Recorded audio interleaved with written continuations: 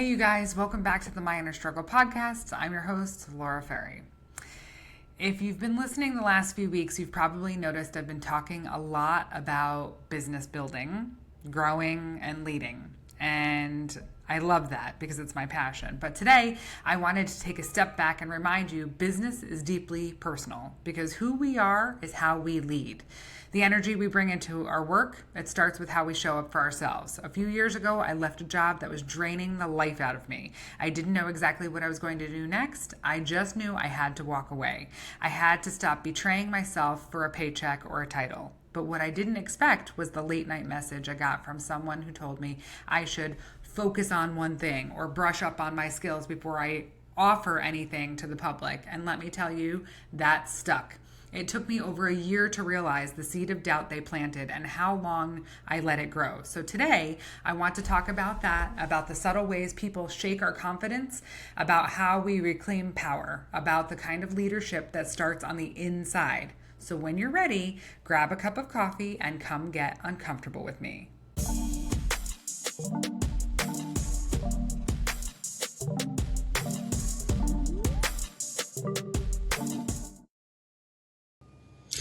Hey, I'm happy you're here. Welcome. The last few weeks, if you are kind of new to the podcast, the tagline from the beginning has been everything personal, growth, lifestyle, and business. And it's incorporating basically all of the things that I'm super passionate about. When I speak to business, just because you're not a business owner doesn't mean that it doesn't apply to you. When I talk about in business leadership and personal growth and developing yourself are equally as important as it is in your personal life. So this episode is a lot of the personal side of business leadership and everything in between because business is personal. I don't care who says it. It's business. It's personal. I think that's bullshit, quite honestly. I wanted to talk a little bit about how I got here. So, and I think, the more my story comes out, the more people resonate with it. And I think that it's important to share, but, also as you're in your own growth with your own business, that you may have gone through similar things or going through similar things or may eventually in the future. And so that could potentially help you. As I've been developing my business, I started my consultancy in 2016 and, that was, sort of the reboot of my life, I would say. Just the other day, I celebrated 9 years since the first blog that I post at myinnerstruggle.com.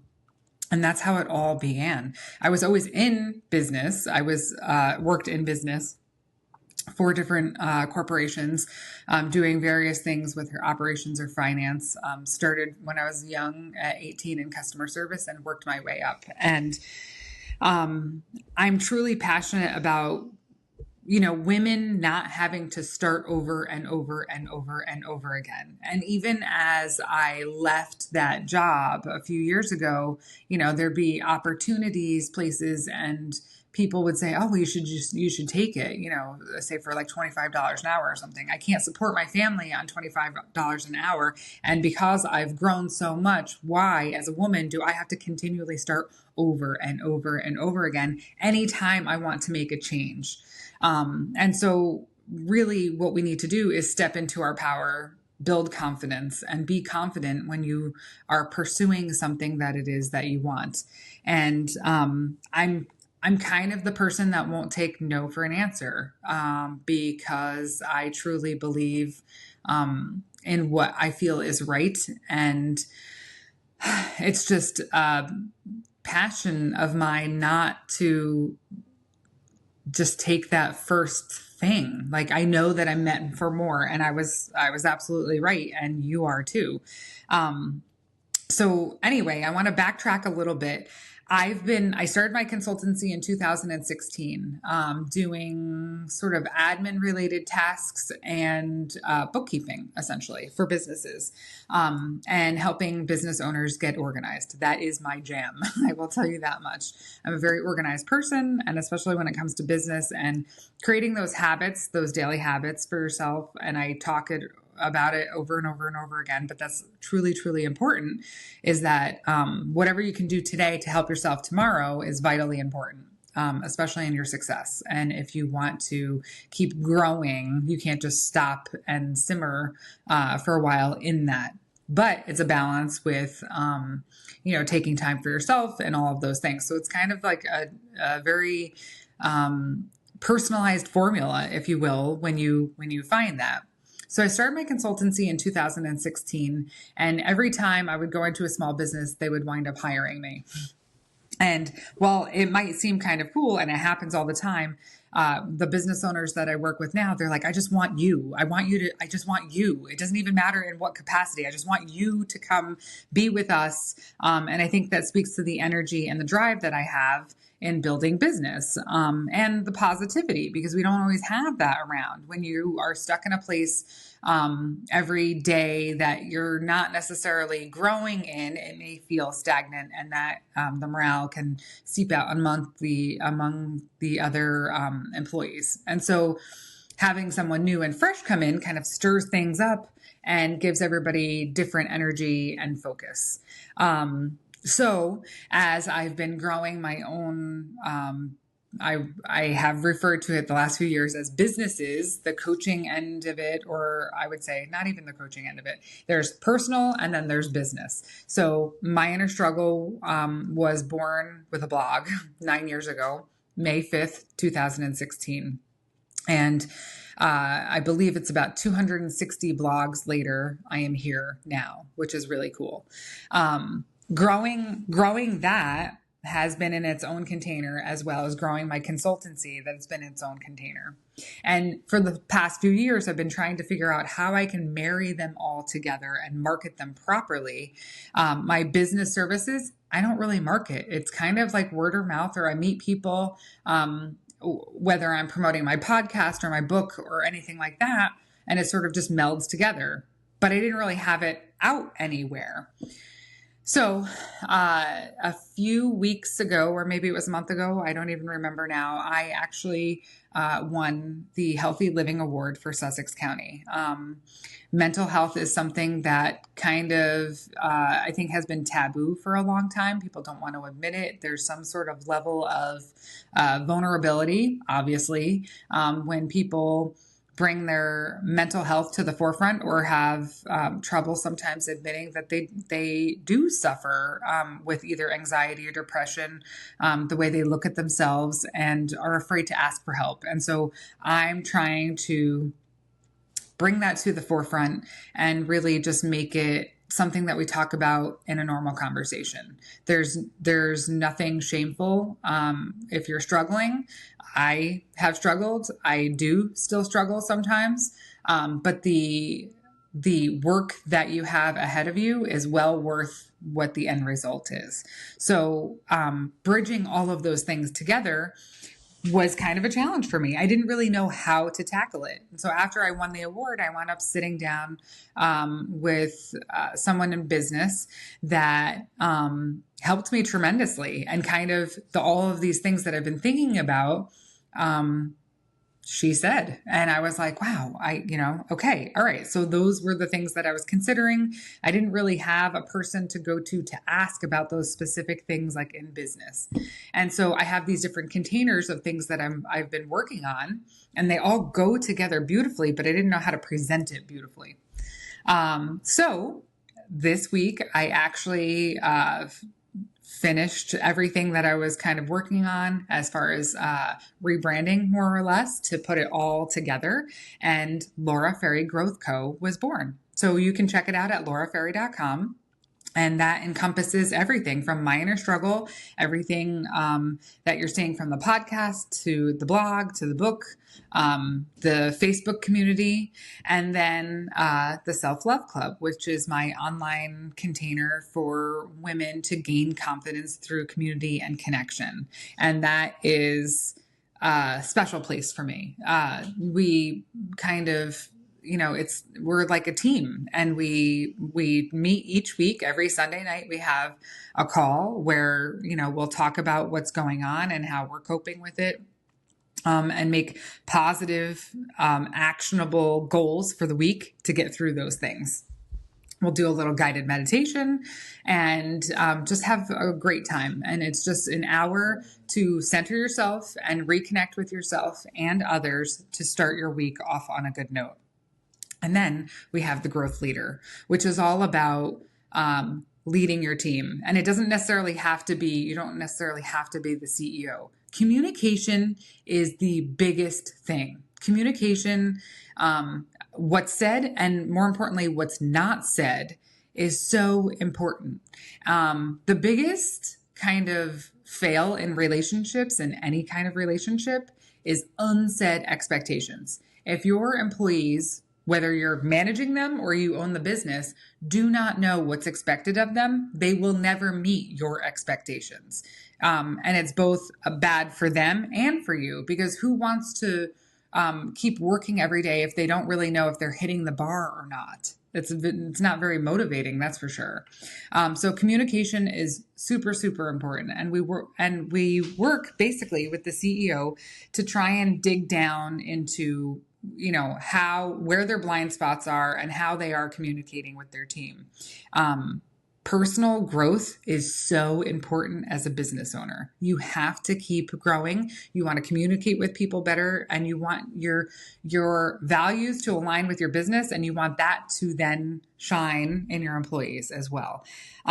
So that's really, really important as a business owner to invest in yourself and your own personal growth. And I've been doing that for years, and it is very, very fulfilling, I have to say. And I'm working with several business owners now on just kind of getting them organized, getting their heads in the game so that they can communicate and have, a safe resource basically outside the situation to, guide their employees, start new policies or procedures or fun things or whatever whatever projects that they have on their plate to get through, and how to, manage that all. And it's a beautiful thing. And it's very, very fulfilling, I have to say. When, I have a client just, come to me, we're sitting, we're having coffee, we're discussing, who they have and what spot and what value they add and how they can better, help them grow and excel, because they want to keep them happy so that they stay on board for a long time. So I present to you Laura Ferri Growth Co, where growth gets real. I'm really, really excited about it. And the website's all up and running, and literally everything has brought me to now, even the shitty things. I can't even begin to describe to you what alignment feels like. It feels really fucking good. I don't know. Like it's just something that's finally falling into place. And when I left my traditional job a few years ago, I didn't have a clear plan, but I knew I needed to get out. I had hit an emotional ceiling. It was wearing on me very heavily. And it was draining my confidence and my joy. And it took a little while to build that back up before I could really get anywhere. Sometimes the bravest plan is no plan, just the decision to stop betraying yourself. So, I want to talk a little bit about a message that sort of shook my confidence a little bit after I left. It was late night. And like I said, I didn't really have a plan. So I had been applying for like some full-time jobs, but I have a lot of experience in different fields. So I wasn't exactly sure what direction to go in.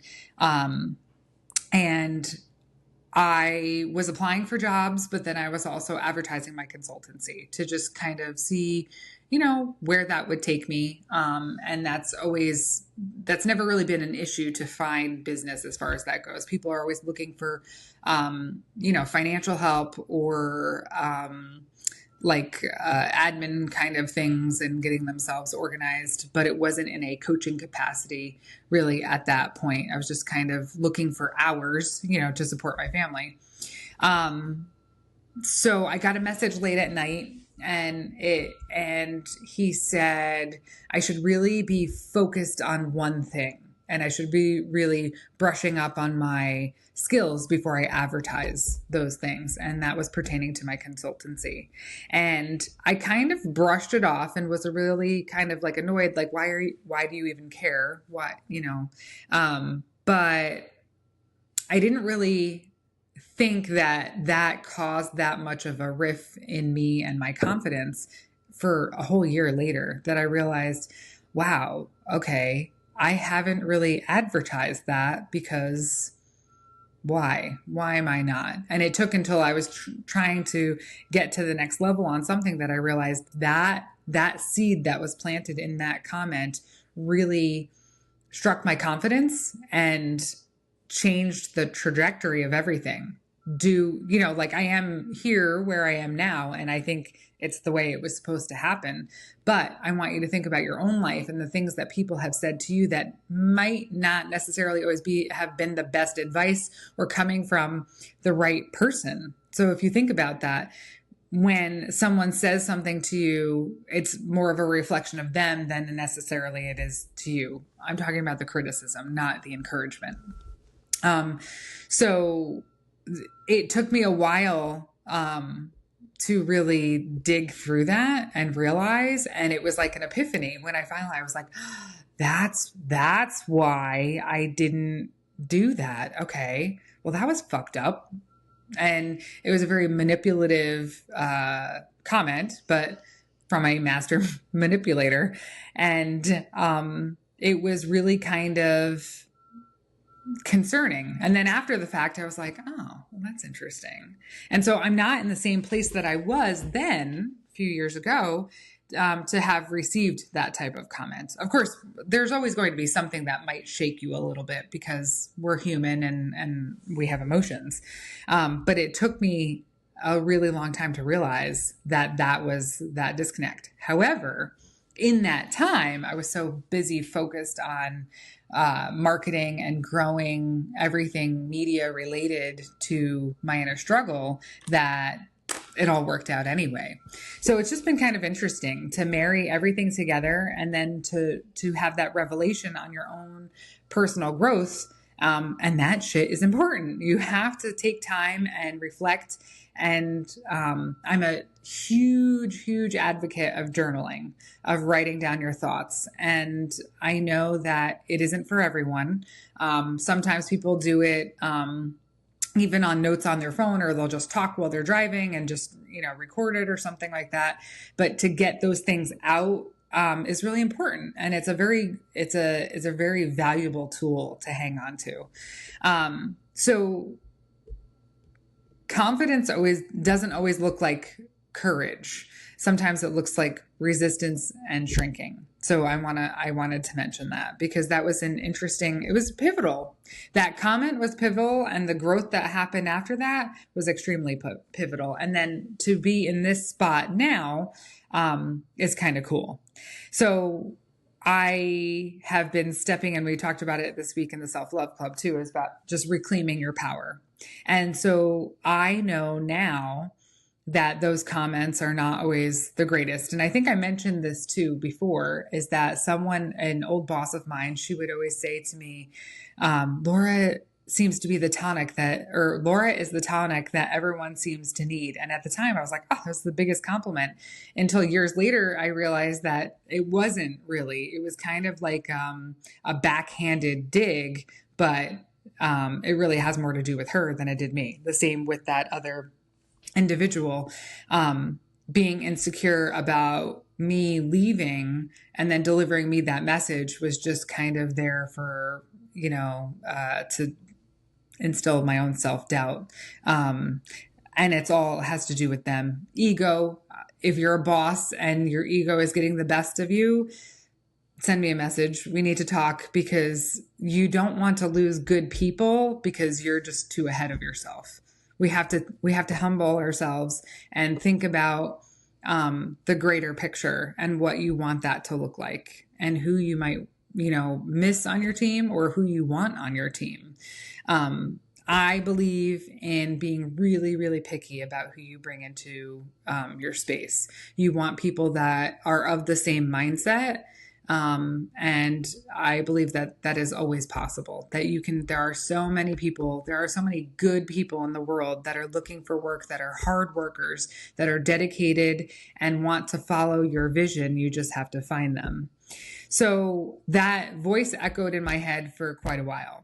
I want to share a Brene Brown quote with you because I heard it the other day and I was like, this is really good. It says, can you allow, so she's referring to leaders having to let go or part ways with their senior staff. And that was something that was kind of robbed of me. That was one of the most heartbreaking parts, was the fact that I didn't get to say goodbye to those people. And those people were the reason that I was there, because people are my passion and I loved them all very much. And so I'm listening to this Dare to Lead by Brene Brown the other day while I was walking in the woods. And she said, and I quote, "Can you allow a graceful exit so they can retain their dignity? Great leaders make tough people decisions and are tender in how they deliver them." And as I read it, I'll read it again because I murdered that. Can you allow a graceful exit so they can retain their dignity? Great leaders make tough people decisions and are tender in how they deliver them. It's about giving people are, your employees are human. They need to be treated kindly, even if there's a situation where it's not the best at the parting. Like, they deserve their dignity, especially for the amount of time and dedication that they have put forth. I mean, that's really important. And to just comb over that it speaks to you and how you lead. I will be speaking at the Chamber of Commerce breakfast, the one in May. It's coming up next week. And I am talking all about leadership because it's super important. Personal growth and leadership is everything. And you are leading a team of people. You have to tap into your human side. It's easy as an entrepreneur to be a machine and go and go and go, but there are people that are relying on you for emotional stability, and that's important. You did sign up for that, and even if you have the right, say, human resources staff or whatever, you need to be present for people. So the more you can grow yourself, the better you will do, the better the relationships around you will be, and the better your company will prosper because you're aligned with your staff. So it's really important. Everything that I'm doing now is rooted in this realization that I had. And I'm talking about my mission for lauraferri.com, Laura Ferri Growth Co. I'm really, really excited about it. And together we'll unpack habits, patterns, and blind spots that basically inhibit your leadership and help your employees grow as well. And that's just important. Communication is everything. And I started off saying this before, but I wanted to mention this because it's not just the CEO, it's your leaders, it's your senior staff, it's your managers. And if they have never managed people before, they need to know how to communicate with people and how to handle certain situations or personalities, and giving them the tools to help them grow with you too, because that your team is what makes your business. Creating cultures where being heard and supported is the priority. It's not an option. Creating company culture is really, really important and can make or break your business, really. Like, if you've ever had a friend that's like left a business and they were like, oh, well, this was this way, like that sucks. And they're coming to you for a reason, and hopefully you're not going to repeat the pattern. creating cultures where people just have each other's backs and there's not like a lot of bullshit going on. People are people. There's always going to be some sort of like disagreement or something like that. But if we learn and teach our employees how to respect each other and respect each other's time, space, and their job, it makes a big difference. You're all working together and it's not like, oh, I'll leave it for the next person kind of deal. You don't want that. Realizing it takes real courage to admit I might not be equipped to lead yet. It doesn't mean that you're not equipped to learn how to lead. There are many people, many business owners that go into business because they love what they do. And it doesn't necessarily mean that they know how to manage a team of people. That's what I'm talking about. It doesn't mean that you're not good at what you do. It just means that you might need to develop some people skills to help your company grow because that's where it all works together. I want to give you a final reminder, and I like this. Trust is earned through everyday actions, not grand gestures. You need your employees to trust you. You need if you're a manager, you need your team to trust you. And that's through everyday actions. Those are from those little actions at the coffee pot to out, like walking out to your car to whatever. We're not talking about people behind their backs. We're creating a positive environment. And not bad behavior and then a grand gesture to make up for it. That doesn't really work like that. You're not cultivating that team that you want if that's the direction that you're going in.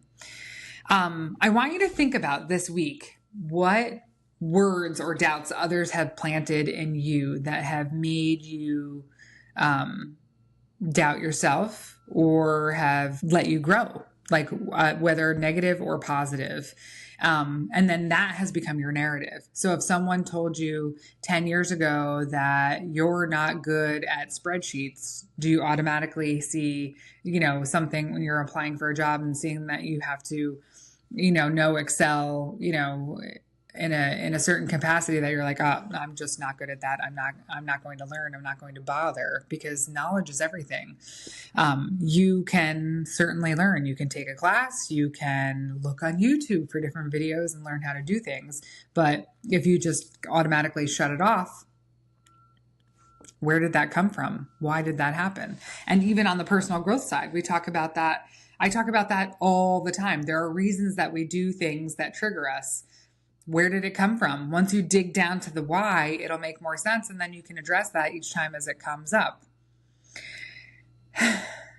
I hope that you enjoyed this episode. I hope it gave you some clarity.